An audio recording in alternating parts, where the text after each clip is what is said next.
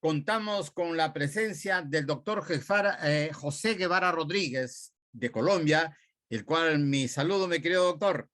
Recibe usted el saludo de Perú para usted.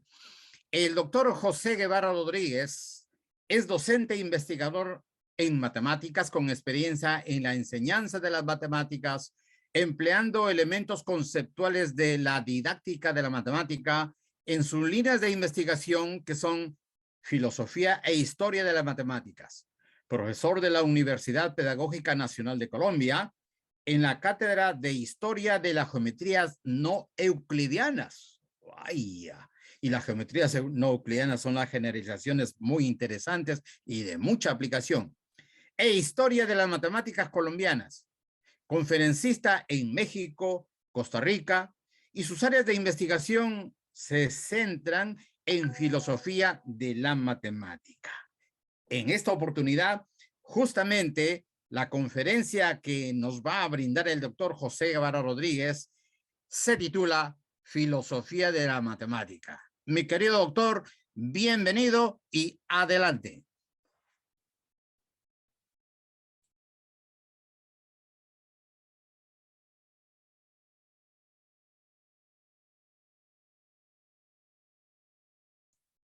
Su audio, doctor José Luis.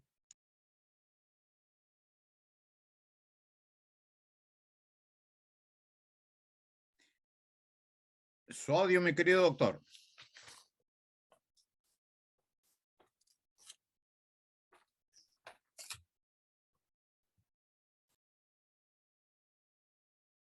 O mejor dicho, su micro, mi querido doctor. El micro, préngalo. ¿Ya me escuchan? Correcto y claro, mi querido doctor.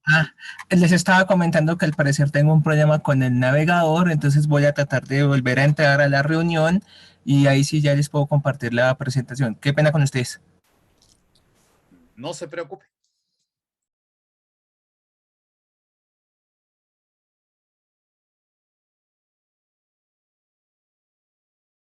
Y mientras esperamos al doctor José Guevara, bueno, nosotros debemos expresar nuestro saludo muy cordial a toda nuestra audiencia de la comunidad científica matemática del mundo entero, porque tenemos más de 1,500 inscritos en nuestro evento Coloquio de Historia y Filosofía de la Matemática.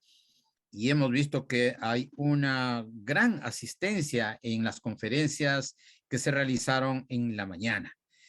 Seguramente ya están ingresando en la tarde y también vamos a contar con ellos.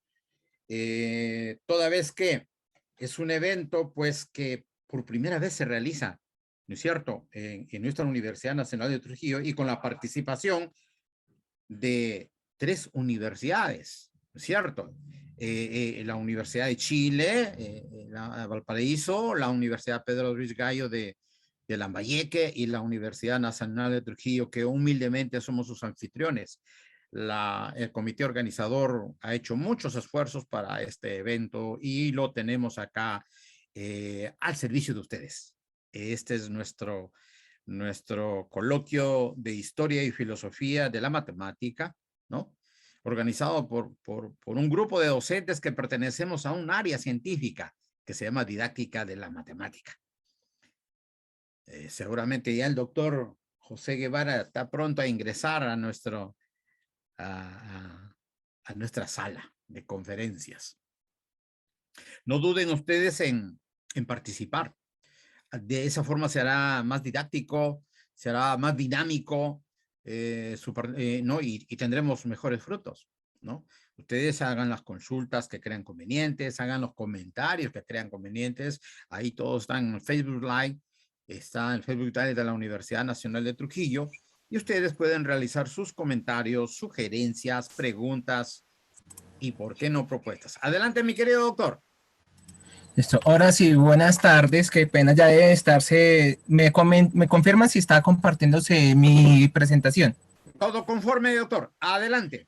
Gracias. Entonces, bueno, ya con la calurosa bienvenida del moderador, profesor Emilio Octavio, el mismo Octavio, discúlpeme, pues digamos que vamos a iniciar esta presentación comentando de que este trabajo que voy a sustentar fue mi trabajo de grado de mi pregrado, el cual pues tiene unas raíces, unas matices filosóficas y persigue también un segundo motivo, y es que hay unos errores históricos que aquí no aparecen, pero que quizás de pronto en el discurso, si se llega a presentarse, los llego a manifestar, o en las preguntas, haré mucho énfasis en una parte muy importante cuando veamos qué es eso de concepto de número. ¿Qué es eso de cambiar el concepto de número? ¿Qué es eso que significa fundamentos de la matemática y cómo así que la matemática tiene crisis? Es decir, para muchas personas la matemática es una especie de lenguaje, ¿cierto? Para otras personas es un universo creado por hombres, para otras es algo que viene de Dios, y eso es nociones netamente tradicionales que vienen de la historia, ¿no? Son cosas que, divulgaciones, como así decían los chismes que dicen vulgarmente, ¿qué es la matemática? Inclusive hay un libro de Richard Coran y Emmy Robbins que se llama ¿Qué es la matemática? Que en realidad no responde la pregunta, sino muestra es, realmente quieres dar a sentar más la pregunta de qué es la matemática, y pues sería una interesante ponencia quien logre pues profundizar más en el tema, pero bueno, como mencionaba, este es mi trabajo de grado, de pregrado, lo dirigió el profesor Edgar Alberto Guacaneme Suárez, al cual ustedes podrán conocer en el último día del coloquio de la historia, del coloquio que estamos aquí presenciando. Él va a hacer una ponencia también, y espero pues sea de su agrado también. Entonces, este trabajo de grado tiene 4 momentos. Pues ya hay que entender primero pues cuál era el concepto de número antes de la segunda crisis de los fundamentos de la matemática, porque no está, el trabajo de grado se titula cambió el concepto de número en la crisis de los fundamentos, y entonces hay 2 crisis, la primera y la segunda. Entonces hay que ver, algunos no conocen de esas crisis y sería muy bueno dar a conocer estas crisis. Obviamente, por eso es importante el segundo paso, en qué consistió esas crisis de los fundamentos, qué respuestas se dieron y si el número fue permeado por esas crisis, y pues contrarrestar. Es decir, este es un trabajo de grado investigativo en el cual pues tratamos de responder esa humilde y sencilla pregunta, pero que es sencilla y humilde, no es gran cosa, es muy amplia, pero es un trabajo de grado enriquecedor. Para eso pues hubo bastantes recursos educativos, por supuesto, matemáticos, históricos y filosóficos, porque realmente la crisis tiene más contexto filosófico y mucho contexto matemático, histórico y también educativo, pero esas son nociones ya cuando uno entra a profundizar más en la historia y la lectura del momento. Entonces, pues la pregunta uno es la etapa de, bueno, entonces, ¿cuál era el concepto de número antes de la crisis? Y entonces empezamos con Pitágoras. Pitágoras dice, el número es el principio de todas las cosas. Para los profesores esto es histórico, es decir, no hay nada novedoso acá. Los que conocen la historia dicen, sí, Pitágoras dijo el principio de todas las cosas. Y en particular el número juega aquí un papel muy importante. Obsérvese que cuando Pitágoras habla de que el número es el principio de las cosas, no dice nada de la representación de el número como tal. Él dice el número es el principio de las cosas, y a raíz de toda esa escuela filosófica que él establece, que es el pitagorismo, y de sus estudios en Egipto, pues trae ciertas cuestiones filosóficas más trascendentales con el alma y el ser, y esto hace que hagan una especie de escuela en la que se viva la armonía, y con ese principio pues quieren explicar el fundamento de las cosas. Recuerden que en ese momento, en la época griega, los griegos se proponen, digamos, a tratar de darle explicaciones a muchos fenómenos naturales, y recuerden que el primer filósofo que trató de dar ese paso de dejar tanto la fe, digamos, por así decirlo, esas creencias, digamos, de los dioses, y como que tratar de buscar un fundamento de lo natural fue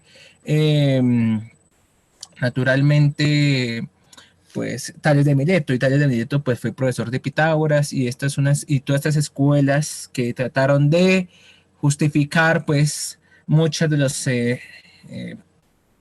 fenómenos naturales. Recuerden que ahí surgen los cinco estados de la materia: el sol, el agua, el fuego y el aire y todo este tipo de cosas. Pero desafortunadamente aquí, como el número era el principio de las cosas, hay un cambio en esta mentalidad, porque mientras que los maestros de Pitágoras usaban la misma naturaleza para explicar cosas de la naturaleza, Pitágoras trata de poner una especie de ontología distinta. Entonces, al decir que el número es el principio de las cosas, él establece que hay cosas que no sabemos, que no son naturales, pero que pueden explicar las cosas que nos rodean, el mundo sensible. Desgraciadamente, o digamos conciencialmente, en la actividad matemática, él, pues en su escuela tiene muchos discípulos. Su escuela está dividida en tres ramas: los matemáticos, los acusmáticos y los físicos. Y había un acusmático que era a su mano derecha, que era Hipaso de Metaponto, y él, estudiando la armonía de las cosas en su escuela, encuentra que la diagonal del pentágono regular no es medible con el lado del pentágono. Entonces él miró un caso más particular, y entonces es cuando estudiamos la inconmensurabilidad del lado de la diagonal y uno de sus lados del cuadrado. Que el cuadrado para Pitágoras era un símbolo de algo bueno. Recuerden que los pitagóricos le daban un sentido a muchas cosas armónicas: lo bueno, lo malo, lo finito, lo infinito. Y entonces, a raíz de eso, se cae ese principio de todas las cosas, porque al parecer hay en el número cosas que no son explicables con él. Hay una relación matemática con el número en el que no se puede explicar esa cuestión matemática entre lo inconmensurable. Entonces, naturalmente, eso hace que el postulado pitagórico caiga, a pesar de que fue una escuela que duró durante muchísimos años, digamos, manteniendo su hegemonía, su grandeza. Esto pues acabó.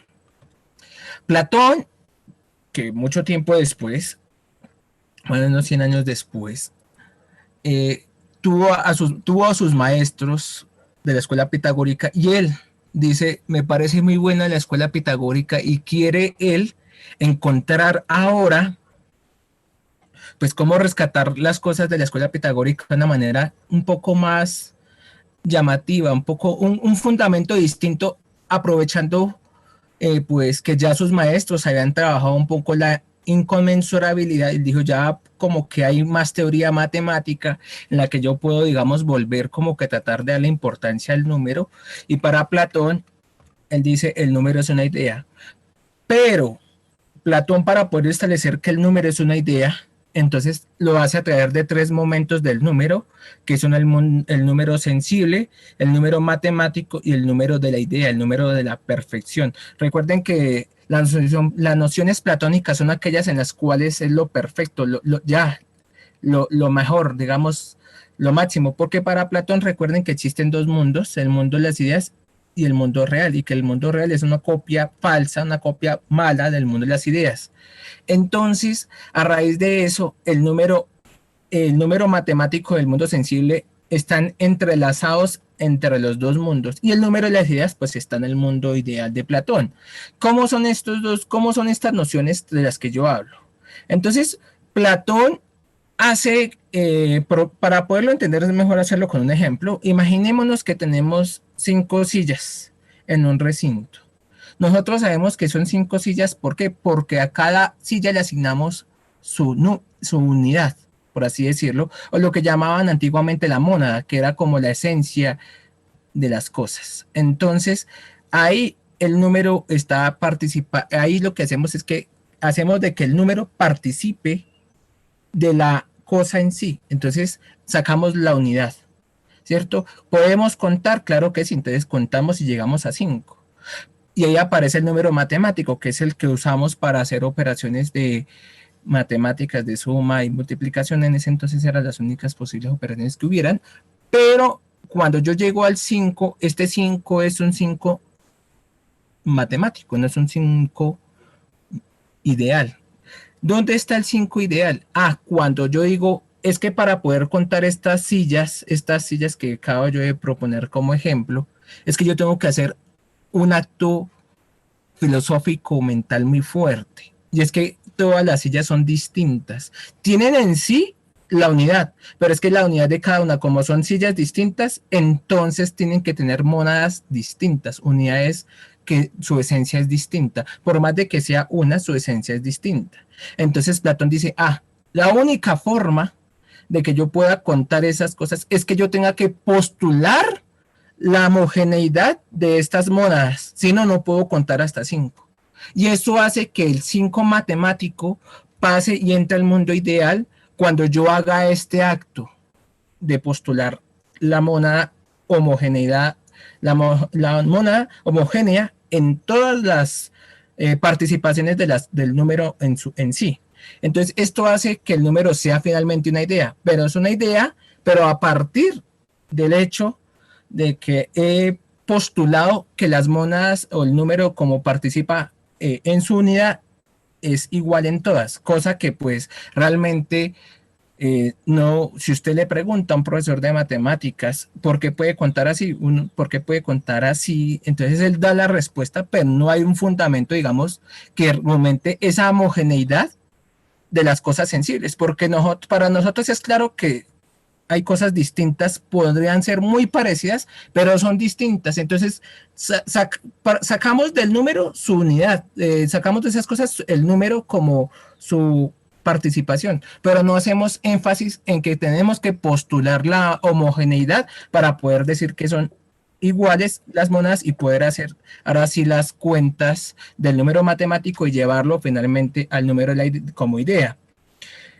Después de eso, Aristóteles se da cuenta de que pues estamos usando el número en el mundo sensible y que no hace falta postular, pues digamos, estas ideas de Platón, porque Platón fue maestro de Aristóteles. Si ustedes miran, esta secuencia de los griegos siempre ha sido de discípulos y maestros y cada uno pues trata de como que mejorar las posturas o ideas de sus maestros.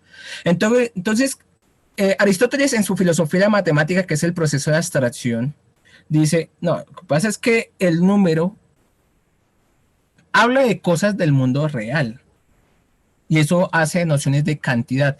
Él llama a todas las cosas que nosotros podemos decir propiedades de las cosas físicas, las llama categorías, que eso es una de las grandes contribuciones de Aristóteles, y es hacer, digamos, un estudio del mundo físico y establecer categorías de las cosas, y en particular él establece que el número, para poder decir cosas de propiedades del número, del mundo real, lo continuo, lo discreto, él habla de que eso se llama categoría cantidad. Para Aristóteles hay dos cantidades, la cantidad continua y la cantidad discreta. Nosotros para nosotros intuimos, para nosotros es claro que el número refiere a la categoría cantidad discreta, ¿sí? A raíz de eso, después de que Aristóteles habla de que nosotros podemos hablar de cantidades del mundo sensible, ya no hacemos caso a las ideas de Platón. Entonces, Aristóteles tuvo una relevancia muy fuerte en la época griega, tanto así que pues él estableció los fundamentos de la lógica, ¿sí?, que se encuentran los primeros y segundos analíticos. Todo el tratado lógico lo establece Aristóteles, que son las formas de razonamiento, y a raíz de eso Euclides en su obra Elementos, no los elementos, elementos, porque la obra llama Elementos, establece en su libro quinto al número como pluralidad. Ya hemos visto 4 cambios conceptuales de número. Ya vimos el primer cambio conceptual en la crisis de los fundamentos de la matemática primera, y es la de el principio de las cosas, y ya hemos visto que ya el número cambió. Mire, ya hemos visto 4 cambios. Ya el número ya no habla el número no trata ya de las cosas sensibles del mundo real, sino ahora está en una teoría matemática. Aquí ya el número juega un papel importante, puedo hacer deducciones con él. Ya no solamente me sirve para hacer cuentas, conteos en el mundo real, ya puedo hacer deducciones con él. Y estas deducciones aparentemente están respaldadas en el libro quinto, a pesar de que pues, Euclides muchas veces da a entender en sus definiciones lo que quiere dar a entender con los objetos matemáticos que él está tratando. Sin embargo, pues él nunca usa las definiciones como tal de muchos objetos matemáticos, pero podemos ver otro cambio conceptual ahí. Entonces ya tenemos 4 cambios conceptuales del número a raíz de la primera crisis de los fundamentos, que son que es cuando Pitágoras se encuentra en la inconmensurabilidad gracias al paso de metapunto. Luego, Stevin, mucho tiempo después, observen, venimos 265 antes de Cristo, ¿cierto? Ahora siglo XIV, siglo XV.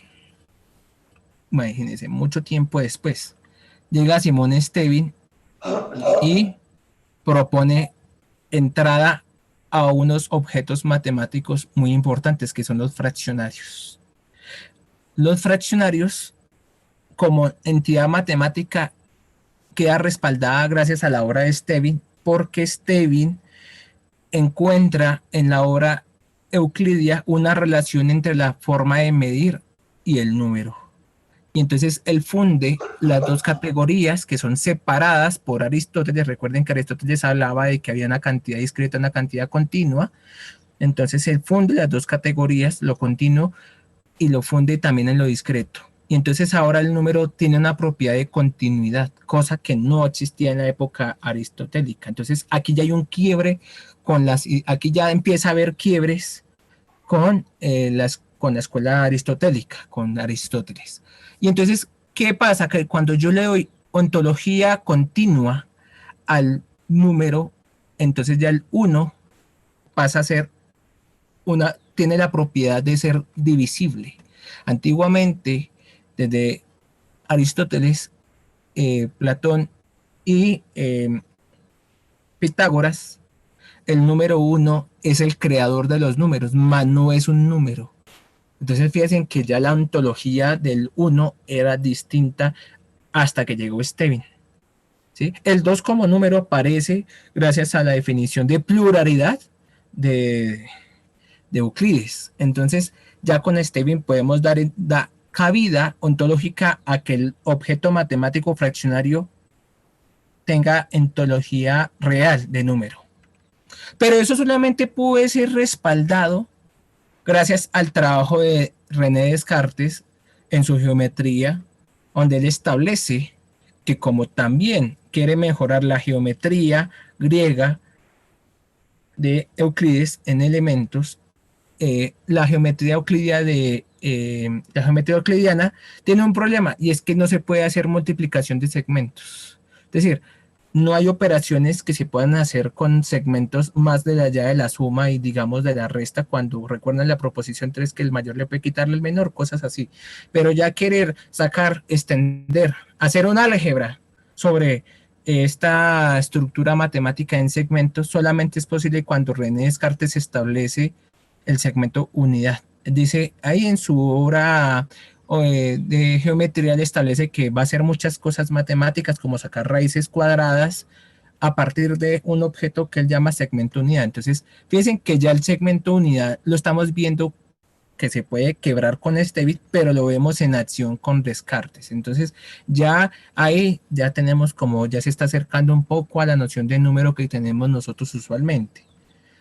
Hamilton, ya siglo XVII, siglo XVIII, Hamilton establece después los cuaterniones.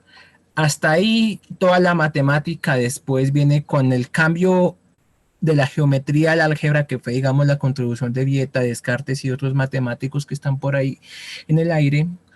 Entonces, se trabaja ya el álgebra y empiezan a trabajarse los 3 problemas griegos, que son la duplicación del cubo, la trisección de un ángulo y la cuadratura de la circunferencia. Entonces, todo eso se resume después con los trabajos de Galois sobre ecuaciones. Y entonces, ya las ecuaciones empiezan a dar cosas, a dar objetos matemáticos interesantes, en particular los cuaterniones. Los cuaterniones de Hamilton son los que le dan finalmente la ontología al número imaginario. ¿Qué pasa? Que cuando Hamilton hace la existencia de los cuaterniones, lo hace aparentemente trabajando los números ya reales. Los números reales que conocemos ya estaban en el su ambiente matemático, no de manera rigurosa, ya establecido como objeto matemático, pero se trabajaban. Entonces, eso pasaba también con Descartes, cuando salían las raíces negativas, que no eran posible, que eso no era cierto, pero igual para algunos matemáticos trabajar con esas entidades fue algo pues interesante. Hankel finalmente es el que establece la existencia de los números negativos como objeto matemático bajo lo que conocemos como estructura matemática. Fue Hermann Hankel el que finalmente rescata, digamos, los números negativos, porque todo el tiempo fue mirando hacia lo positivo, lo negativo tenía ese sentido como que no era bueno, las raíces cuadradas negativas no tienen sentido, pues después viene Hamilton y dice que sí tiene sentido, que eso se puede trabajar en el mundo geométrico, en el mundo físico, pero entonces dicen no, eso no tiene gran cosa, y hasta ahí viene, digamos, las nociones de matemáticas clásicas, por así decirlo, que conocemos, digamos, en un momento escolar muy particular. Viene de Dedekind, ya mucho tiempo después, y establece pues que el número se puede establecer como un conjunto. Entonces ya el número cambia otra vez de ontología. Fíjense que ya he cambiado el número de ontología, le he dado ontología matemática muy bien respaldada. Y Dedekind dice, ahora voy a hablar del infinito. Entonces ya un número puede ser un objeto infinito. Y entonces se complementan, ambos son los padres de la teoría de conjuntos, y ambos complementan, digamos, al número dándole una ontología de lo uno versus múltiple, ¿cierto? Que ahorita vamos a hablar de eso. Entonces, ya hemos visto muchos cambios del número y sin embargo no hemos hablado de la representación del número. Entonces, hay que mirar realmente ese tipo de cosas fueron las que también motivaron al desarrollo del trabajo. Entonces, ¿cuál era el concepto de número antes de la crisis de los fundamentos de la matemática? Entonces, ya hemos visto que no hay uno, sino hay muchísimos conceptos de número. Cada matemático trató de pulir el anterior concepto de un número, ¿cierto? Y en ningún momento ellos aluden al concepto y aluden a la representación. Entonces, eso es muy importante. Yo hago mucho énfasis en eso por cuestiones netamente didácticas y pedagógicas. Entonces, ¿en qué consiste la crisis de los fundamentos? Que es la segunda parte del trabajo. Pues bueno, entonces, la crisis de los fundamentos de la matemática está más o menos, la segunda, está más o menos enraizada en estos tres problemas, más o menos encapsulados, por así decirlo, a grandes rasgos, el macro, por así decirlo. El quinto postulado en elementos de Euclides, ¿cierto? Habla de la necesidad de la matemática como construcción a priori, es decir, que no requiere experiencia, ¿cierto? Pero este tipo de cosas van a atacar mucho, ahorita vamos a hablar de eso, porque el quinto postulado de elementos era una forma de hablar del mundo real, del mundo físico, y como veníamos Pitágoras, Platón, Aristóteles trataban como que de abordar el mundo físico y tratar de explicar las cosas que funcionan en el mundo real, y el quinto postulado de Euclides de están elementos es la contraparte de esa postura, porque ahí es cuando surgen las geometrías no euclidianas, y las geometrías no euclidianas realmente matemáticamente son las que han podido modelar más los comportamientos del mundo físico claramente desde afuera. Paradoja de Russell. Entonces, el lenguaje matemático está inmerso en problemas semánticos. Recuerden que la paradoja de Russell es el conjunto de todos los que no se pertenecen a sí mismos, y el hotel de Hilbert es un ejemplo didáctico del problema de la infinitud de Cantor como infinitud terminada. Pero un momento, ¿alguien está hablando por ahí? Un ratito, doctor, un ratito. A ver, señor Juan Rojas, por favor, silencie su micro. Juan Rojas, silencie su micro, por favor. Derecho, izquierdo. Juan Rojas, silencie su micro, por favor. ¿Ya puedo seguir? Ya me creo, doctor. Continúe. Gracias. Listo. Entonces, el Hotel de Hilbert, retomamos. El Hotel de Hilbert es un ejemplo didáctico que para muchos es conocido, pero es un problema que va contra la intuición debido a que la infinitud de Cantor se está viendo como una infinitud terminada. Vamos a hablar de eso. Voy a hablar de los tres para poder entender de lo que realmente habla la crisis de los fundamentos de la matemática, la segunda. Entonces, David Hume propone en su momento filosófico, allá en su época, propone el escepticismo como movimiento filosófico porque él se da cuenta de que realmente él es un escepticista radical y él empieza a darse cuenta que hay cosas que pues no tienen por qué ser creíbles y entonces en particular las verdades matemáticas y él lo fundamenta de una manera muy espectacular, pero esa postura la es contradicha, digamos, por así su contraparte es Kant, Immanuel Kant, con el criticismo. ¿Por qué llama el criticismo? Porque Kant habla de la crítica de la razón pura, crítica de los juicios, entonces el movimiento de kantiano llama el criticismo y Kant quiere rescatar las verdades matemáticas que posiblemente querían ser, digamos, sepultadas por el movimiento escepticista de David Hume.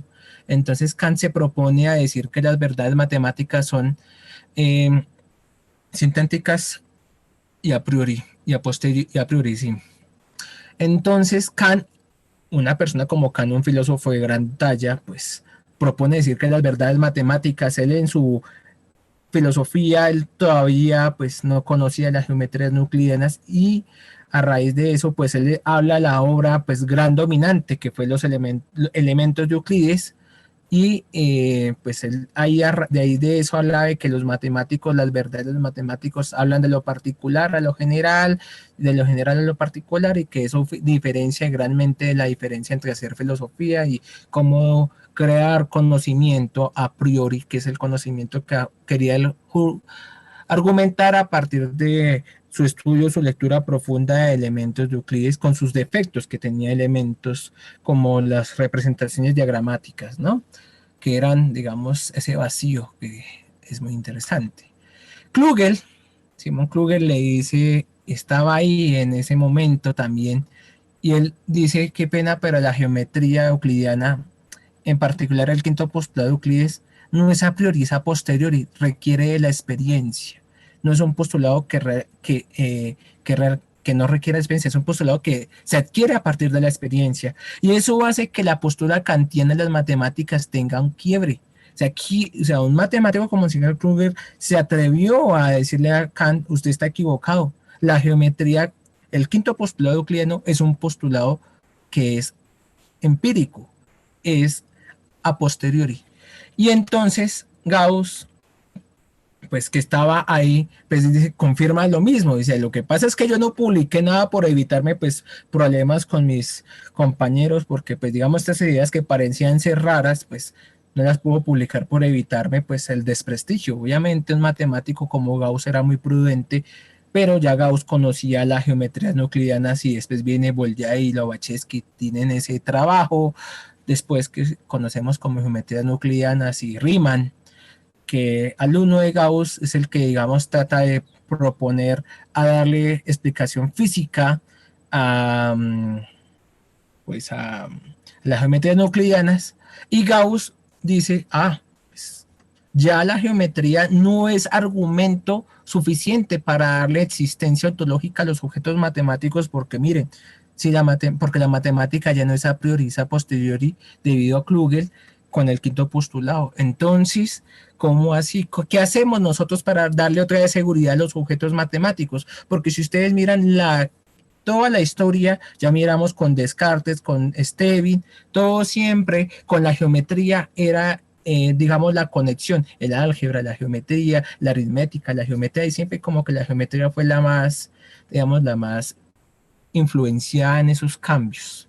Entonces Gauss en una carta, pues a un amigo suyo, le propone pues que hay que irnos por el número como que tiene menos problemas aparentemente, es más creíble que sea posteriori, a priori que a posteriori. Entonces, ¿qué pasa ¿qué pasa después? Voy a hablar de la paradoja de Galileo para dar la introducción del infinito como eh, un problema de intuición. Entonces, existe lo que llama Galileo tiene muchas paradojas, en particular la que se le asocia a cada número natural, el cuadrado, y que efectivamente los números naturales son pues, equipotentes con los números pares. Pero entonces hay una paradoja que se llama la paradoja de Galileo, en el que le establece que esta circunferencia con centro en H y radio AB, ¿cierto?, va a ser igual a un punto en el infinito. Entonces, si yo hago que H se acerque a B lo suficiente, tanto así que se acerque a B en el límite, ¿cierto?, ¿no?, que llamaban límite ahorita. Entonces, ¿qué pasa? Que a medida que se acerca a B, esta circunferencia se va acercando a un punto. ¿Cuándo es un punto? Cuando llegue a B. ¿Y eso cuándo es posible? Llegará, solamente es posible en el infinito en acto. Aquí cuando acercamos el H a B, estamos viendo el infinito de manera creciente, de manera grande, estamos pensando en un infinito en potencia, algo que se puede transformar, pero que nunca llegará a ser, ¿cierto? Que está cerca de ser, pero que nunca será. Pero ya en el infinito en B, ya H llegado a B, es porque está en acto. Entonces ya eso es un problema ontológico fuerte, porque ya los objetos dimensionales, como una circunferencia, con la introducción del infinito en matemáticas, hacen ya problemas ontológicos, porque ya un objeto matemático cambia de dimensión. Ya, si lo anotamos al punto como dimensión 0 y la circunferencia con dimensión 2, entonces mire cómo hacemos un cambio drástico de un objeto de dimensión 2 a un objeto de dimensión 0. Eso es un problema debido a que cuando los matemáticos quisieron restablecer, gracias a la idea de Gauss de trabajar las matemáticas con el número, entonces Cantor propone en su construcción de teoría de conjuntos, a la par con de Dedekind, él dice en su definición de conjunto esto, dice que cualquier reunión de un todo M bien distinguidos va a poderlo hacer gracias a nuestra intuición o nuestro pensamiento.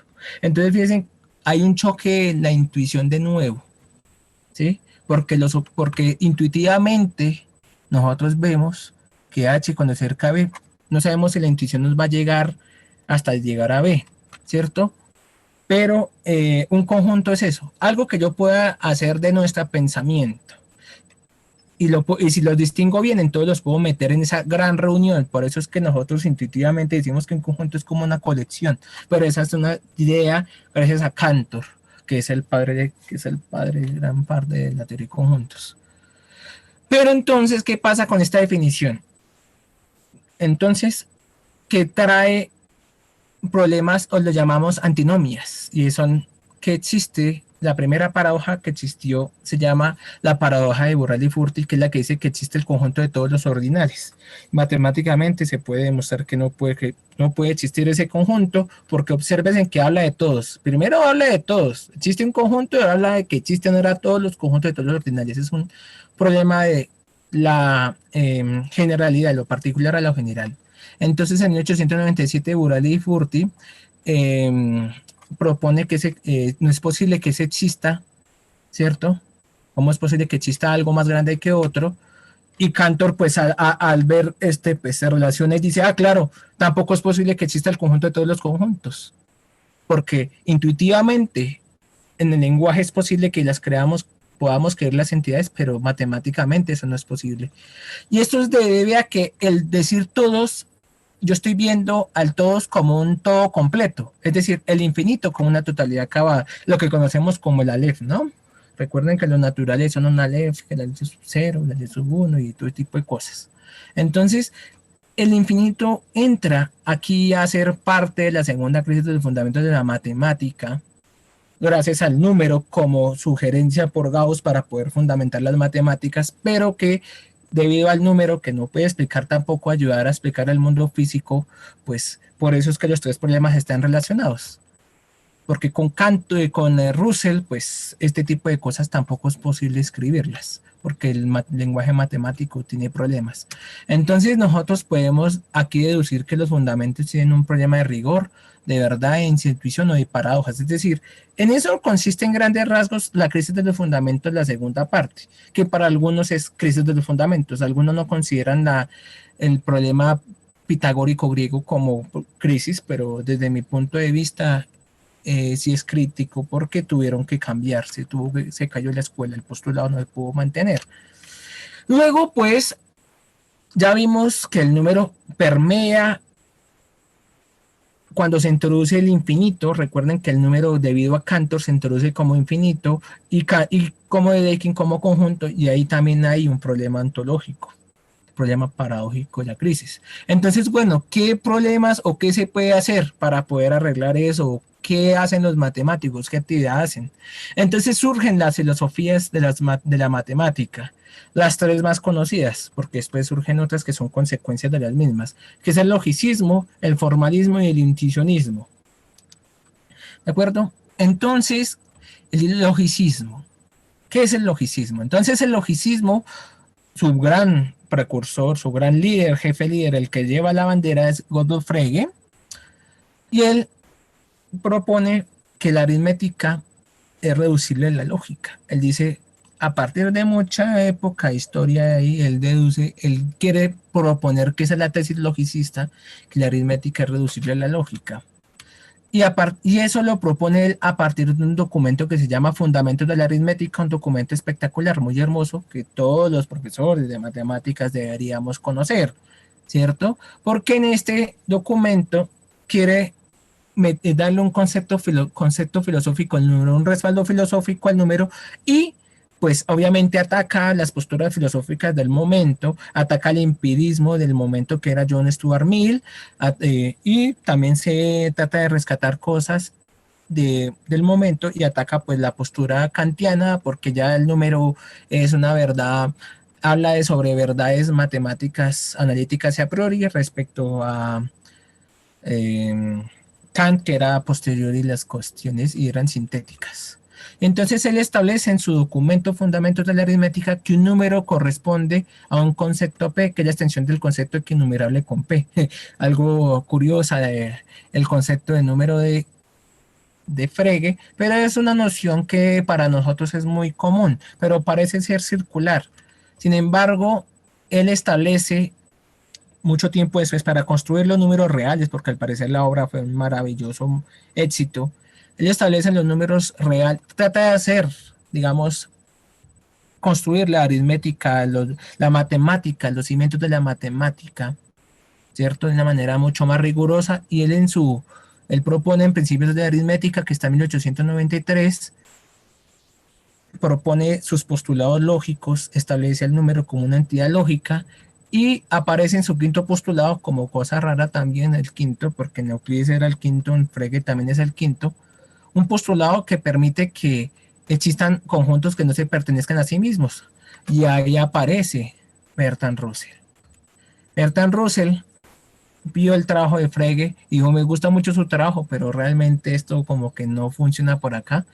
Y entonces él se propone con su director de tesis de doctorado, Alfred Whitehead, y proponen los 3 tomos de Principia Matemática, y proponen la teoría de tipos ahí, que es una teoría que trata de fundamentar la matemática en ese momento, debido a que la matemática de Cantor pues tiene problemas paradójicos. Y entonces en estos tomos pues él propone el número como aquello que sea número de alguna clase. Entonces fíjense que habla de clases, objetos matemáticos, y el cero es el clase que es miembro de una clase nula vacía, y el sucesor. Entonces fíjense que toda la estructura empieza a ser de manera decadente, empieza a ser decantada, pero es una propiedad lógica. En otras palabras, el número logicista es un número que pertenece a una teoría lógica porque habla de clases, ¿sí? Y empieza a hablar del ser sucesor, que esos son tratar de pasar los postulados peánicos pues, a la teoría, para conformar que efectivamente sí son los mismos. Pero recuerden que el número pertenece a una teoría lógica porque el trabajo de Frege ya haya establecido, ya haya construido el concepto de número como número lógico. Entonces, obviamente, las nociones de relación, de equinumerosidad, todo se establece a partir de relaciones, funciones biyectivas, y todo eso se puede establecer en lenguaje lógico. Por eso es que el número para Russell, Whitehead y Frege era un objeto lógico. Y si ustedes miran, casi que es muy parecida a lo que nosotros conocemos. Por ejemplo, todo que sea número de alguna clase, pertenecer, cosas, cuestiones así matemáticas de lógica. ¿Qué es el formalismo? Una cosa es el formalismo, otra cosa es ser riguroso. No confundan los dos conceptos porque son totalmente distintos. David Hilbert, un matemático alemán, un matemático muy fundamental, un gran matemático, propone el formalismo como fundamento para poder arreglar el problema de Cantor, porque la teoría kantiana está dando muy buenos resultados, y a la par él lee el trabajo de Whitehead y el trabajo de Hilbert, pero como que dice, no, eso como que no me convence mucho que digamos, y él propone el formalismo con filosofía matemática para poder dar existencia a los objetos matemáticos y poder arreglar el problema del infinito, que es el problema que realmente subyace, es el que trae el fondo de las paradojas y que ataca también el infinito en el quinto postulado de elementos. Entonces él propone en su famoso Congreso de París de 1900 los 23 problemas, en los cuales pues propone estos dos que hacen énfasis al número. Dice que habla de la hipótesis del continuo, ¿cierto? Y que la aritmética es un sistema formal que no supone una contradicción. Entonces fíjese que aquí ya está realmente hacia dónde va la filosofía de Hilbert. Recuerden que Hilbert logra formalizar la geometría euclidiana, darle argumentos teóricos que es decir, cubrir los baches que tenía, por así decirlo, la geometría de elementos. Entonces él logra hacer eso a partir de su estudio formal, aunque en la época de Hilbert ya habían estudios también cercados y arreglaban la geometría, pero la que mejor fue aceptada y popularizó de manera mucho más espectacular fue la propuesta de Hilbert de los fundamentos de la geometría. Entonces, en el Fundamentos de la Matemática, un libro que escribe con Paul Bernays, habla de que el número cumple 4 conjuntos de axiomas: axiomas de conexión, axiomas de operación, de orden y continuidad. Y este conjunto de axiomas es un conjunto de axiomas que como son formales, están ligados también a la geometría, a los fundamentos de la geometría. Cuando ustedes lean el libro de Fundamentos de Hilbert de la geometría, van a darse cuenta que muchas de las cosas que usó Hilbert para poder fundamentar la geometría se basan en estos axiomas, pero hace una especie de cambio. Él fundamenta la geometría haciendo una hipótesis de que los números reales no entran en contradicción, es decir, su modelo se basa en darle un respaldo en la matemática del número real. Por eso es que el problema ahora radica en que él tiene que arreglar el problema del número, porque si él no hace no arregla el problema del número, la consistencia que él establece en la geometría euclidiana pues se cae, porque él no puede, porque él le dio una especie de hipótesis condicional al fundamento de la geometría. Si la geometría matemática de elementos no es contradictoria, es porque la matemática del número no es contradictoria. Ahora es que mirar la contradicción de la matemática del número. Esa es la que él trata de arreglar en sus 23 problemas. Y todo el estudio se radica en eso, en el formalismo, de cómo se estableció el formalismo. Y el formalismo es una cosa espectacular. Y entonces, si asumimos eso, entonces él ahí en el problema 23 que señalé, dice que el número va a existir solamente cuando no haya contradicción en ningún sistema formal que esté ligado a estos 4 axiomas. Entonces, para Hilbert, el número es posible si no existe contradicción alguna. Entonces, es muy importante que el sistema sea completo, que no exista contradicción. Pero entonces, ¿qué pasa? Gödel, el mayor más lógico, más grande del siglo XX quizás, establece que la teoría que propone Hilbert como método para fundamentar las matemáticas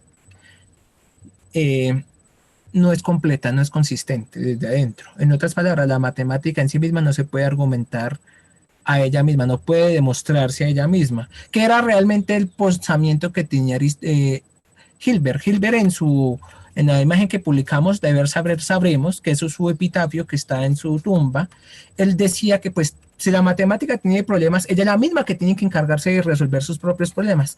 Y dentro de la misma matemática, dentro de él, después de hacer su tesis doctoral en la completitud de la semántica de los lenguajes de primer orden, se dedica a trabajar la aritmética recursiva y encuentra que eso no es posible. Que realmente la idea de suponer que la aritmética como sistema formal supone contradicción es una idea que no es posible de hacerse. No es posible realizarse debido a que desde adentro se muestra que es inconsistente. Y ahora, pues, ¿qué pasa? Hay otra alternativa para poder arreglarlo el infinito y las paradojas, entonces surge el intuicionismo. Entonces Brouwer, famoso matemático holandés, establece en su tesis de doctorado en 1907 Principios de la Matemática, su tesis doctoral se llama así, y su tesis es que la matemática es una construcción libre del espíritu humano y que esa no puede estar permeada por el lenguaje. Quiere liberar la matemática del lenguaje que obviamente está afectado por las nociones de verdad y nociones que afectan a la lógica. Entonces, ¿qué es el intuicionismo? Sí, gran cosa del intuicionismo. Entonces, el intuicionismo rescata ciertas cosas de Kant, donde pues para Kant las intuiciones son el espacio y el tiempo. Dice la intuición que necesitamos es el tiempo. Los objetos matemáticos solamente es posible que existan si se pueden construir con pasos finitos. Y el tercero excluido no es posible que sea admitido debido a que no da existencia de cómo se construye. En el infinito es donde más se ataca el tercero excluido en el intuicionismo. Y entonces, a raíz de eso, pues los axiomas de Peano no son teoremas, porque yo puedo construir de manera, con el transcurrir del tiempo, la sucesión del 0, del 1, del 2, del sucesor, y cada transcurso de cada segundo voy construyendo los números naturales. En los números reales se construyen mediante sucesiones de elecciones libres que él llama a sus entidades matemáticas para crear los números reales intuicionistas, que son debido a una especie de sucesiones que pueden establecerse a partir de que usted con cada término de la sucesión le va asignando cada valor que va transcurriendo con el transcurrir del tiempo, y es una elección libre que usted puede hacer. Lo importante es que esa sucesión, que como es de Cauchy, tiene que ser convergente. Y entonces a raíz de eso, bueno, y entonces ¿cuál es la respuesta finalmente? Entonces el número pasó a ser un objeto lógico, un cambio ontológico, porque recuerden que antes el objeto número era una estructura y entonces pasó con la escuela logicista a ser un objeto lógico, luego se le da un cambio ontológico. Entonces ahora la escuela formalista dice que el número pertenece a un sistema formal, entonces eso hace que haya un cambio epistemológico y ontológico, porque va a depender de que no sea contradictorio. Entonces ahí está lo epistemológico, lo ontológico, porque requiere de axiomas, y la escuela intuicionista es la que más da contundencia, porque requiere la intuición del tiempo, el número natural. Pero el número real no puede ser terminado, es decir, los números naturales como conjunto no pueden verse como conjunto debido a que el infinito no puede ser construido de manera que finita. No tiene sentido construir un objeto infinito de manera finita, no es posible. Eso da un concepto de cambio ontológico al número real. Y la intuición del tiempo, que es algo que requiere finalmente para poderse hacer conteos, cosa que venía desde Aristóteles. Aristóteles habla de que el número solamente es posible tener la existencia si solamente transcurre con el tiempo. Digamos que en eso sí transcurre, digamos, todo mi trabajo de grado, un trabajo de grado que pueden consultar en la red, es muy fácil de acceso y es muy espectacular. Muchas gracias. Sí. Muchas gracias, mi querido doctor José Luis. Muy Gracias. interesante su charla. De hecho, que nos hace también a nosotros navegar, ¿no? Filosofando en esto. Y claro, cuando nosotros enseñamos a nuestros estudiantes la matemática, también esa es nuestra idea, hacerlo navegar, filosofar. Y siempre le decimos a nuestros estudiantes, lo único que Dios nos regaló son los números naturales. eh, El resto es nuestra invención. eh, No nuestra, ¿no? Es invención de del hombre. del hombre, grandes El Kronecker. matemáticos. ¿No es cierto? ¿No es cierto, doctor? Kronecker. Cuéntenos algo de esa filosofía, mi querido doctor. Bueno, lo que pasa es que Kronecker, me gustaría que Pablo Ruiz pues hablara, porque pues a mí me gusta que la gente cuando vaya a hacer preguntas en el chat,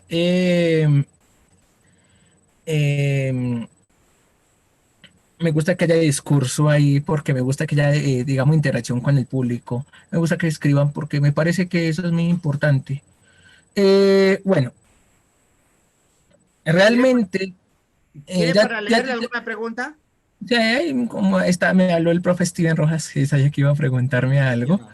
Y entonces, realmente, bueno, yo me gustaría que Pablo Ruiz Lescano hablara para poder leer, digamos que no me gusta leer, sino más bien que él hable de las cosas.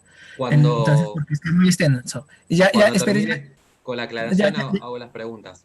vale, vale, me parece perfecto. Entonces, ¿qué pasa? Kronecker es un precursor del intuicionismo de Brouwer y Poincaré también es un intuicionista vivo ahí. Ellos ven la matemática en sí misma del arte de creación del hombre y que no depende de ciertas cosas. Sin embargo, Kronecker, que además de ser profesor de Cantor, al ver de que Cantor pues corrompe, digamos, por así decirlo, una persona muy creyente, él habla de que obviamente el Cantor hay que excomulgarlo, es decir, se le volvió su peor enemigo a pesar de que era un amigo prácticamente.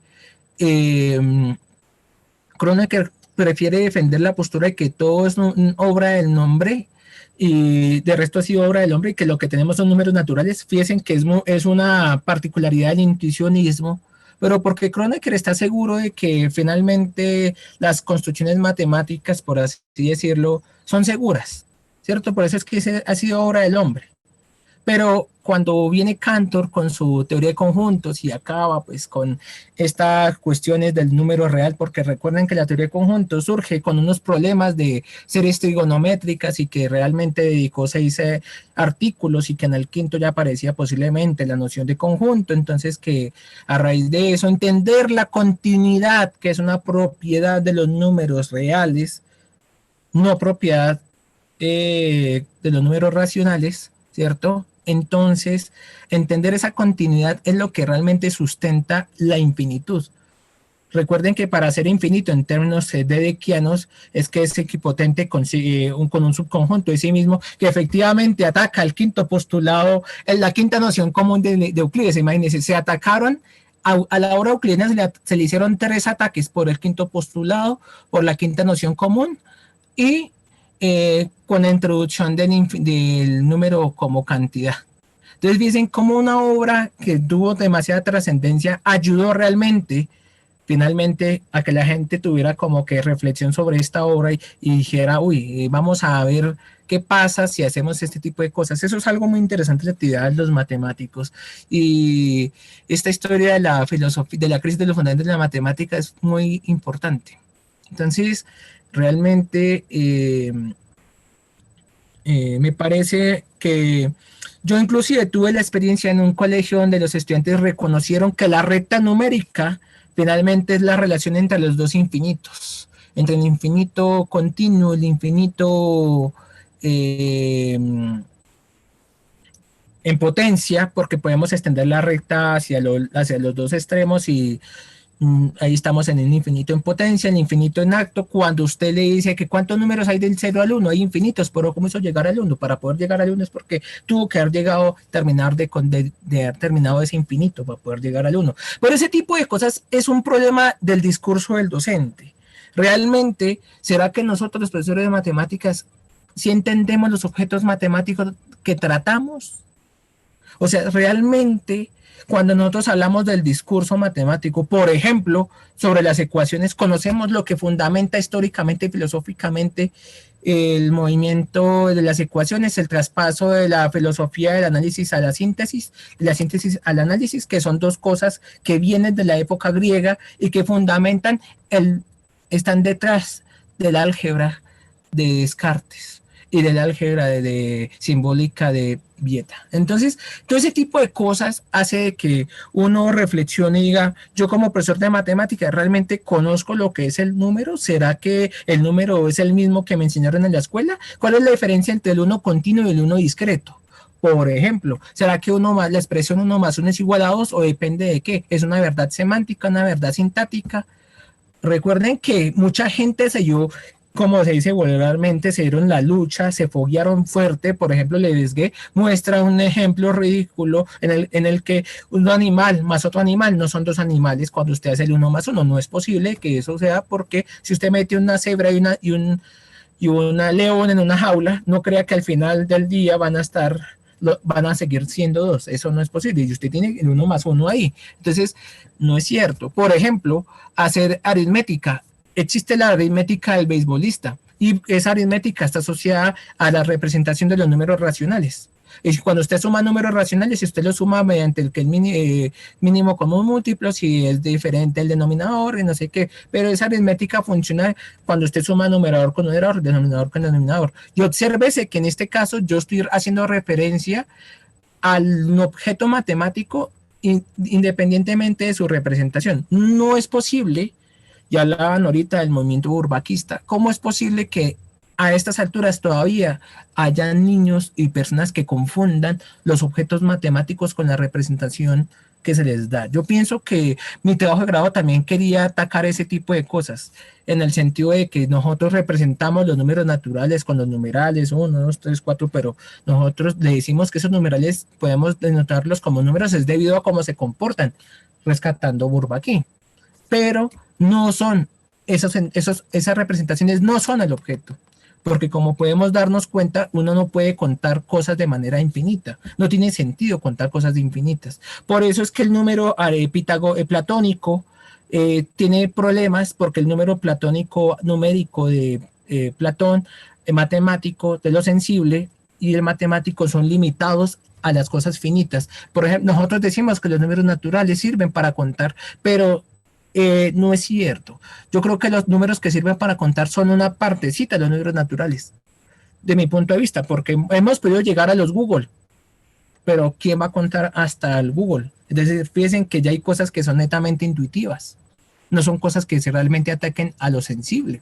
Entonces hay que separar realmente, de mi punto de vista, la matemática del mundo real, del mundo que los niños hacen cuentas, que es una matemática mucho más interesante, y la matemática de los matemáticos, como nosotros, los que nos dedicamos a esto, ¿cierto? En el que nos gusta crear estructuras, mirar para allá, y ya es de decisión del matemático si realmente reflexiona o no. Yo pienso que un matemático debe reflexionar sobre el discurso que él hace, porque cuando usted hace una reflexión sobre el discurso que usted hace, usted se apropia de las cosas, dice cosas sobre eso. Y lo bueno es que hay mucha gente que se ha puesto a reflexionar sobre eso, es decir, usted no está solo. Y eso es lo que hace que una comunidad matemática florezca, que no esté solo y que usted le pueda debatir con otra persona. Y no solamente es mostrar, digamos, pues grandes teoremas, porque eso hace parte de la actividad matemática. Y es cuando uno empieza a juzgar, bueno, y eso realmente tiene existencia, no tiene existencia. Recuerden que muchos objetos matemáticos surgieron, fue la práctica de buscar cosas como, por ejemplo, explicar los fenómenos naturales, las elipses, Kepler, Newton, y ya después fueron dándole un tratamiento riguroso, no formal. Recuerden que el formalismo es mucho más, es una cosa totalmente distinta a lo riguroso. Están cercados, pero no, hay mucha brecha por ahí. Por ejemplo, la definición formal del límite. Mucha gente, yo que ya estaba en una ponencia, les pregunté, bueno, ¿y será formal por el formalismo o es formal por riguroso? A veces nosotros decimos, vamos a irnos formal. Entonces es cuando uno tiene que hacer aclaración si es formal de ser riguroso o ser formal del formalismo. Yo pienso que ese tipo de cosas hay que manejarlas con sumo cuidado. Y ahora sí, pues me encanta hablar y voy a dejar al profesor Pablo Ruiz Lescano que me haga la pregunta, que me gusta que mis personas que me oyen, pues me gusta tener ese discurso porque realmente leer me parece como, qué pena con ustedes. Gracias, mi Bueno, ¿qué querido tal? doctor. ¿Qué Doctor tal? Buenas tardes. Pablito Ruiz, Pablito Ruiz. ¿me permite leer tu preguntita, Pablito? Bueno, dale, no hay ningún problema. Ya. Pablito Ruiz nos hace, bueno, entre varias preguntas que hay acá, voy a hacer las dos de Pablito Ruiz. Dice una, bueno, en primer lugar hace un comentario, me gustó mucho, tengo algunas preguntas, dice. ¿Por qué consideras que la matemática tiene fundamentos?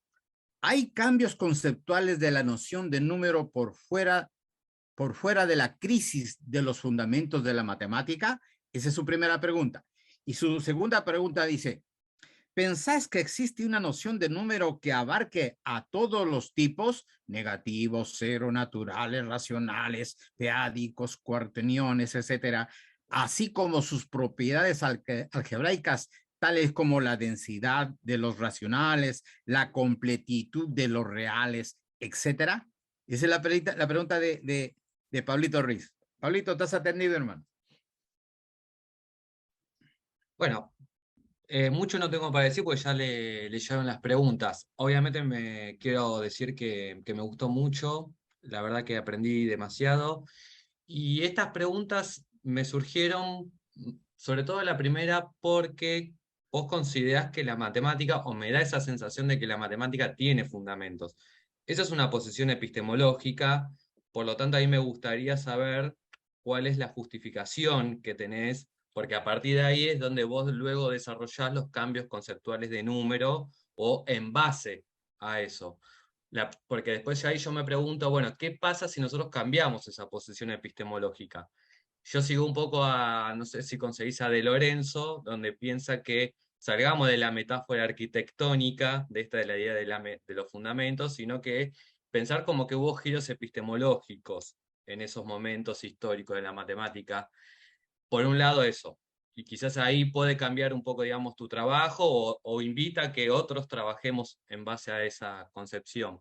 Y después la segunda pregunta es, bueno, simplemente saber qué pensás vos respecto si, bueno, es posible encontrar una definición de número que abarque toda esta multiplicidad de tipos de números con sus propiedades, que acá puse propiedades algebraicas, pero hasta incluso se podrían pensar sus propiedades de orden ontológicas, etcétera. Bueno, me gusta mucho la pregunta que hace sobre si consideras que la matemática tiene fundamentos. Pues, hombre, realmente, como dice en la introducción yo, de qué es la matemática de Richard Coran habla en su libro, con Eve Robbins, muestra una matemática que es una matemática que tiene unos fundamentos, números reales, números naturales, pero realmente, ¿qué significa ser matemático? Yo pienso que nosotros, que la palabra inclusive fue acuñada pues, por Pitágoras, que es el primer filósofo, él habla de que el ser matemático es alguien que le gusta aprender, alguien que realmente quiere ser, quiere progresar, quiere construir, quiere crear. Entonces, yo pienso que a veces nosotros cuando nos centramos en la palabra matemática, nos centramos a esa actividad del netamente el académico, la persona que está en un grupo de investigación que habla sobre grupos, anillos, teoría de campos, teoría de categorías, etcétera. Pero pienso que hay otro tipo de actividades que no tienen que tener fundamentos. O sea, es decir, la matemática tiene que tener fundamentos.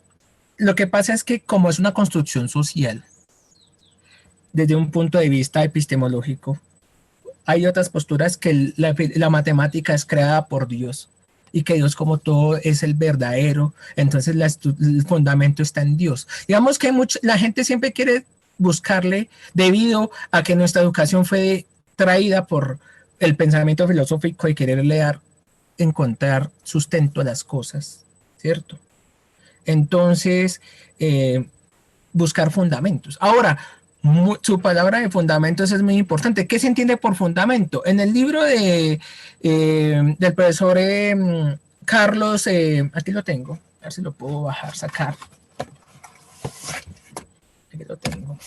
Este libro, que dice, perdón, el del profesor Carlos Álvarez, ¿cierto?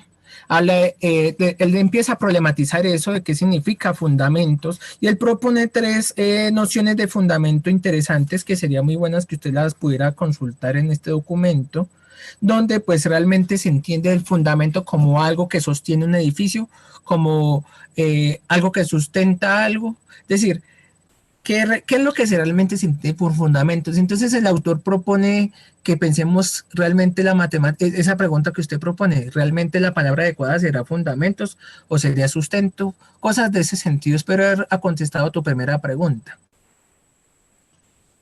Sí, sí, justamente iba por ese lado.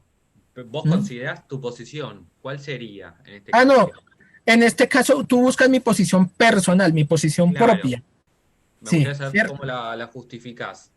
Entonces, yo sí pienso que la actividad matemática es una actividad humana que tiene, que como ha sido históricamente construida, ha querido buscar su propio fundamento. ¿Sí? Entonces, por ejemplo, aquí acaban de hacer una pregunta interesante que va ligada a la epistemología, ontología de la construcción matemática. ¿Será que se inventa, se descubre? Gracias, profesor Jesús Pascual.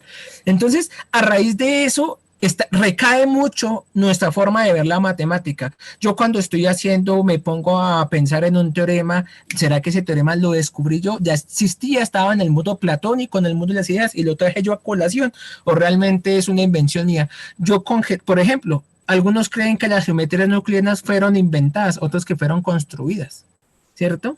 Entonces, para muchos, es decir, ahí depende mucho la lectura que se tenga del objeto matemático. Esa es la ventaja de las matemáticas, que como no hay verdades absolutas, que es la ventaja que quiso atacar el movimiento kantiano y la época de, de Kant y de Gauss, es que se acaba de la geometría como argumento de verdades reales, porque como era matemática que no requería el conocimiento físico, era posterior, era a priori, y entonces cuando se acaba el postulado, cuando se ataca el postulado quinto, aparece las geometrías nucleares, y hay ese problema de la verdad, el problema de qué es verdad en matemáticas, y eso hace que uno cuando entra al aula les diga a los estudiantes, bueno, ustedes vamos a hacer esta cosa, lo estamos descubriendo, ¿será que eso lo descubrieron antes en un mundo platónico? Empezamos a hacer como especie de ciencia ficción, ¿no? Uno empieza a meterle ese discurso como todo ficcionalista de, ay, sí, ¿será que en un mundo paralelo de nosotros lo estábamos descubriendo, lo inventamos?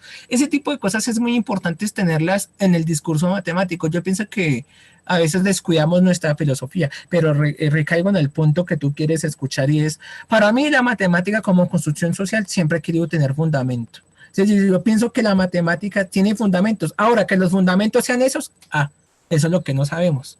Puede que esos hayan algunos fundamentos que sean los fundamentos, entre comillas, o sea, los que dimos, sí, esos son. Pero hasta ahora nos hemos dado cuenta que ya no hay una matemática, hay muchas matemáticas, y cada matemática de la que hacen los matemáticos tiene sus propios fundamentos. Fíjate que de un árbol, ¿cierto? Empezaron a hacer ramificaciones y ramificaciones y ramificaciones de unas verdades concentradas en 5 postulados y 5 nociones comunes. Ahora, que esas nociones comunes fueran verdaderas, no se sabe. Entonces, fíjate que ahí viene un problema epistemológico fundamental, pero eso es lo que enriquece nuestro gusto por este tipo de cosas, y yo creo que tú que has leído a Javier de Lorenzo, que es el quizás en términos de Salamea, el profesor Fernando Salamea es quizás el lógico, el filósofo de la matemática de hispanohabla más trascendental que hay. Leer a Javier de Lorenzo siempre requiere mucho esfuerzo. En mi trabajo de grado cito a Javier de Lorenzo, parece que hay que leer mucho a Javier de Lorenzo para entender mucho de los cambios que tú hablas epistemológicos. Para él, por ejemplo, no hubo primera crisis, sino ni siquiera hay crisis para Javier de Lorenzo. No hay crisis de los fundamentos, sino que la matemática se hace, lo que hicieron fueron formas de hacer matemáticas nuevas. Eso es lo que propone, en resumidas cuentas, el libro de Matemáticas, Crisis y recuerdo la otra parte de Javier de Lorenzo. Espero haber contestado tu primera pregunta más certera. Excelente, no, quedó muy claro, me gustó. Bueno, me alegra, no, si no me dice y seguimos. Ahora me dices, ¿hay cambios conceptuales de la noción de número por fuera de la crisis de los fundamentos de la matemática? Yo creo que siempre hay cambios conceptuales. Mira, hemos visto de la primera crisis, atacamos la inconmensurabilidad, que fue la primera crisis realmente, en términos míos. Recuerda que Javier de Lorenzo dice que no hay crisis, que realmente no hay nada, que no hay crisis ni siquiera en la época de Frege, ¿cierto? Y entonces cada noción fue tratando de mejorarse. Ahora, que haya una que capture todo, hemos visto que no, porque mira que la de Descartes y Stevin no captura al número discreto y al número continuo. Fíjate que son dos entidades totalmente distintas. el número 1 continuo y el número 1 discreto, uno pone 1 más 1 en el tablero creyendo que son lo mismo. Y resulta que no. Recuerda el ejemplo de las monadas. ¿Quién le garantiza que el número 1 que usted está escribiendo ahí se esté refiriendo en ese numeral, porque realmente es numeral, al discreto o al continuo? Imagínate, hay un problema ontológico fundamental en cuando tú escribes operaciones matemáticas. Entonces, ¿será que el 1 más 1 es igual a 2, pero ese 2 es discreto, si es continuo? Entonces, empieza uno a atacar modelos, a usar modelos del mundo real. Ah, pero 1 más 1 siempre igual a 2. Por ejemplo, yo discutía eso con mis estudiantes. Pero si yo pongo una gota de agua y digo que hacer suma es poner otra gota de agua, mire que yo no tengo 2 gotas de agua, tengo una. Entonces, fíjate que hay modelos en los que eso no se puede ver. Entonces, vienen los problemas que hablaba de Lebesgue, que hablaba de que un animal más otro animal, no tiene por qué ser 2 animales y este tipo de cosas. Entonces, por ejemplo, yo hasta ahorita, mientras que cuando yo escribo en el tablero allá en la clase, yo digo 1 más 1, estoy pensando que yo estoy hablando del número continuo, mientras que para los estudiantes muy seguramente están pensando en el número discreto, que siempre han tenido esa construcción de número discreto como número entero. Pero recuerden que los números enteros se ven cómo se comportan, más no la representación. Es decir, el énfasis va más en eso, en cómo las representaciones también hacen que la gente concluya otro tipo de cosas erróneas. El infinito en arte, el infinito en potencia, que es algo que los profesores de matemáticas, como no estamos, digamos, muy como tan conocedores de la diferencia entre los dos infinitos, de si hay un infinito más grande, ¿cómo eso es posible? Que hay problemas de intuición ahí muy grandes ahí, como un infinito más ser más grande que otro, si no se supone que son infinitos. Pues. Y ese tipo de cosas enriquecen a que usted se preocupe en el sentido de, oye, ¿yo qué estoy diciendo? ¿Yo qué estoy hablando? ¿Será que realmente yo sí hablo de los objetos matemáticos? La formación de mi universidad sí me complementa a mí, o es una formación que realmente, como todos los matemáticos le tocó a la época, eran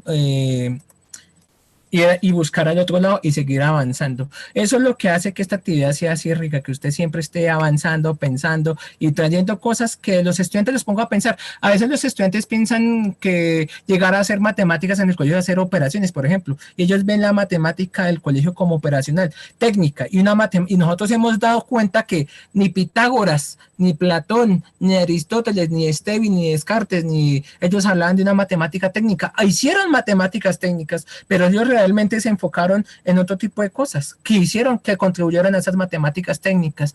Y dedicarse usted a editar un curso, por ejemplo, de cálculo, donde usted no dé ideas, sino solamente derive límites y ni siquiera lee de los infinitesimales. ¿Cuál es el problema del infinitesimal? ¿Será que por ejemplo, el análisis no estándar aparentemente dan demostraciones del cálculo de manera mucho más suaves, mucho más intuitivas, mucho más sencillas que las definiciones que uno conoce con la usual actual? Entonces, fíjese que ese tipo de cosas, por ejemplo, uno ya habla de teoría de modelos, y será que cuál es la formación que realmente requiere un profesor de matemáticas y una persona que estudia matemáticas realmente. Ahora, el número natural en teoría de modelos, ¿cómo es? ¿Será que es el mismo modelo? Por ejemplo, en el libro de cargo de ensayos inéditos que tengo acá, citan al gran conocedor de la obra de Frege, que es Michael Dummett, y Michael Dummett dice que los modelos no estándar de los números naturales son mucho más, se acercan más a la noción de número natural. Entonces uno se pregunta, entonces la noción de número natural que uno tiene no es la que es la más cercana, ¿cómo así? Ese tipo de cosas me parecen que deberían ser puestas a conocer al público, porque realmente hay mucha cosa que hay que decir y tiempo es lo que no hay. Eso sí, ya me están mirando como que, bueno, ya corte, ¿cierto? pero, pero lo importante es eso. Yo pienso, digamos que muchas de las ideas, aquí estoy divagando demasiado, pero yo como profesor pienso en eso. Este trabajo surge de eso, de reflexionar, ¿será que yo sí sé qué es el número? ¿Y cómo así que el número es un concepto? ¿Qué significa ser un concepto? Entonces fíjense que una cosa es ser concepto, otra cosa es ser la representación de ese concepto. Que ese es el error, que hay mucho, y es un error muy común. Y entonces, ¿cómo así que a pesar de que ese error viene desde mucho tiempo, no ha sido curado? ¿Qué es lo que hace falta? Y vuelvo y retomo, ¿cuál es la formación que debemos realmente tener para poder tener, digamos, como un acercamiento, un apropiamiento a esos fundamentos que me comentaba el doctor Pablo Ruiz? ¿Será que sí requiere usted mucho fundamento para decir, o usted es como que muy fundamentalista y como que engoma y como que aburre? No sé, uno la idea tampoco es aburrir la gente, sino más bien como ponerse a pensar. La matemática surgió así. Pitágoras quiso ponerse a pensar y reflexionó sobre el mundo real y toda esa gente hizo así. Y así fue como hicieron Cantor, de Dedekind. Ellos se pusieron a pensar sobre problemas que habían y lo lograron con las técnicas que hicieron, pero porque reflexionaron no sobre la técnica, sino reflexionaron sobre problemas que tenían con la técnica. Y entonces ese tipo, y ayudaron más, quizás esa sea una postura un poco más cercana a la de Javier de Lorenzo. Entonces, entonces ya creo que la de matemática se inventa, se descubre, es una pregunta muy fundamental, muy epistemológica. Yo pienso que la matemática, desde mi punto de vista, son las dos cosas. Uno inventa y mientras que usted inventa, descubre. Y cuando usted descubre, también inventa. Yo pienso que ambas nociones están ligadas, no las puedo poner ese o como un disyuntivo exclusivo o como un inclusivo, como que se puede tener de ambas. No hay que ser particionista, sino más bien juntar, no separar. Gracias por la ponencia, espero les haya gustado todo. Yo, a la pregunta del doctor Steven Rojas, que es una persona que ha conocido mi trabajo y él es una persona que le gusta mucho sobre el ficcionalismo, y yo pienso que el intuicionismo y el ficcionalismo, realmente la gran diferencia es que cuando uno intuye, pues realmente está en el proceso de crear, no es más. Mientras que cuando uno habla de ficcionalismo ya con la cosa creada, decir, no, eso no, eso es pura vaina, eso es, yo duermo y puede que ni exista, ¿cierto? Mientras que en el proceso de mientras que en el proceso de intuición es la obra de creación. Poincaré es un intuicionista en la propia creación de las matemáticas. Poincaré tiene una frase muy bonita que habla sobre la creación sobre los matemáticos crean con la intuición y descubren por otro lado. Es una frase muy bonita. En mi trabajo de grado está en un epígrafe. Quienes puedan leer mi trabajo de grado, pues está en línea. Ahí, ahí en el chat que está en el WhatsApp, pero igual voy a compartir mi correo electrónico para que puedan escribirme igual sobre preguntas. Igual yo soy un humilde aficionado, no soy un profesional dedicado a esto, como hay gente muy levantada, que hacen teoría de modelos, ese tipo de cosas, pero agradezco a todos los presentes por haberme escuchado, a la doctora Rosa, que me aceptó y me tuvo paciencia en mi proceso. Le escribí ahorita que muchísimas gracias por haberme invitado, al doctor Steven Rojas también, aquí al doctor Elmis Octavio por tenerme la paciencia de ser mi moderador y por escucharme también, y a ustedes, mis queridos oyentes, por conocer mi trabajo de grado, y esto es a lo que me dedico a veces en mis tiempos libres, a pensar sobre las cosas. Y eso es, digamos, todo. Quien tenga más preguntas, si yo puedo responderlas, pues estaré, si puedo, con mucho gusto. Yo soy un simple mortal, no conozco todo, no sé todo, puede que lo que diga esté yo desfasado. Correctísimo, mi querido doctor Luis. Hay muchas preguntas que están aquí, tanto en el Face como en el chat, pero una pequeñita nada más. ¿Cómo cree usted que se evolucionará el concepto de número con este futuro inmediato que tenemos, la computación cuántica? Esa es una pregunta que inclusive viene ya después con Gödel, ya el número pues pasó a ser otra cosa, pero yo pienso que el número como un bit, como campo energético, porque realmente la computación cuántica trabaja sobre quarks, sobre objetos que son netamente energéticos, ¿cierto? Hace que tú ya empieces a mirar la cuestión, no tanto de manera así tan epistemológica, ontológica, sino más bien si qué tan real ese quid mide eso o no mide eso. ¿Será que ese tamaño de energía, será que si es verdadero? La matemática cuántica realmente, como va ligada a la teoría de números, a la criptografía, este tipo de cosas, a esta evolución de la tecnología, recuerden que ahí viene el test de Churchill y el test de Alan Turing y todo este tipo de cosas que hablan sobre la matemática como una cuestión computable, ¿cierto? Y la matemática cuántica es una matemática computable a escalas bastante rápidas, cosa que uno no esperaba que la matemática que hacen los ingenieros, los matemáticos, pues nos llevara tan lejos, ¿cierto? Que quizás hubiéramos podido llegar más lejos ahorita, claro que sí, pero por cuestiones religiosas, con la quema de la Biblioteca de Alejandría, pues no estamos tan cercados, pero digamos que si hubiéramos tenido por fortuna la Biblioteca de Alejandría todavía, yo creo que ya estaríamos en este momento, no estaríamos hablando de la noción de número, estaríamos hablando de, no sé, cosas raras, pero vacacionando en la luna. por ejemplo, también tomándose ya un cafecito allá en la luna, ¿cierto? Allá con el frío que hace, sin sabemos si hace frío, nunca se sabe hasta que salir allá si se hace frío, ¿no? Pero yo pienso que el número seguirá cambiando cuando allá se ha visto que el número cambia con los problemas del momento. Yo pienso que cuando haya un problema de momento también habrá que mirar si realmente el número cambiará o no cambiará.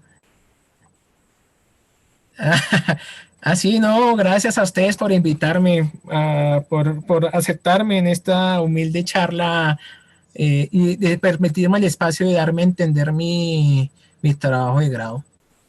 Yo pienso que esto me decía el profesor Pablo Ruiz, que si mi trabajo de grado, claro que si se puede avanzar en el trabajo de grado sería muy bueno. Yo quería mirar si se puede extender, si se puede hacer más cosas, mirar más después en el siglo XXI qué pasa con el número. Y es que el número como objeto matemático, que aparentemente es el objeto principal de la educación, mire todo lo que le hace falta y todo lo que uno desconoce. Yo pienso que uno a veces trabaja las matemáticas de manera técnica y no hay una reflexión sobre lo que uno hace. Yo soy de los que uno debe vivir su vida tranquilo, pero también pensar en reflexionar sobre sí mismo. Yo pienso que el quitar muchas luchas han hecho que se quite la filosofía, una forma de ver la vida. Recuerden lo que decía ahorita los pitagóricos, ellos todo el tiempo estaban pensando el número, la aritmética, la geometría, la música, la astronomía, el quadrivium, que era lo de los pitagóricos, era forma de pensar, de dar argumentos, de sustentar lógicos, como Aristóteles, como Frege, ¿cierto? Entonces, yo pienso que ellos pensaron, ellos llegaron a trascender eternamente a nosotros los humanos, porque pues eternamente no, porque si nosotros nos extinguimos, pues es la eternidad como que ya no creo que... Pero bueno, creo que ya nos silenciaron acá. Silencia la música, por favor. Ya me silenciaron, sí, ya acabó esto tan rápido conmigo. ¿Me quieren harta? No, mentiras. Muchas gracias, mi profe, el Miss Octavio. Espero le haya gustado, haya disfrutado, haya... sí, a los que me acompañaron, muchas gracias. Espero haber causado intriga. Por ejemplo, ¿qué hace que Platón haga que postule uno las mónadas? ¿Será que eso en el discurso en el aula no se ve? Porque uno suma con el transcurrir del tiempo. Ese tipo de cosas uno las omite y son muy importantes. La intuición del tiempo hace parte fundamental, a pesar de que uno dice, si en el tiempo es posible que pasen cosas, pero contar no es posible. Contar horas para contar. Bueno. Así es, mi querido doctor Luis Guerra, desde nuestra hermana República de Colombia lo hemos tenido con esta muy interesante disertación. Bueno, y como ustedes ya están viendo en pantalla, tenemos el certificado para nuestro querido doctor, Coloquio de Historia y Filosofía de la Matemática, certificado, otorgado al doctor José Luis Guerra Rodríguez por haber participado en calidad de ponente en el coloquio con el tema Filosofía de la Matemática, desarrollado en el marco del proyecto de responsabilidad social, la historia de la matemática en la enseñanza de matemático, investigador y docente en matemática en educación básica regular, organizado por docentes de matemáticas de la Universidad Nacional de Trujillo, Universidad Pedro Ruiz Gallo y Universidad de Magallanes, los días 10, 11 y 12 de agosto del 2022, contando con la participación de investigadores de México, Colombia, Chile, Perú, Guatemala, Panamá y España, y con la presencia, por supuesto, de asistentes de muchos países, México, Chile, Ecuador, y que nos han mandado los saludos.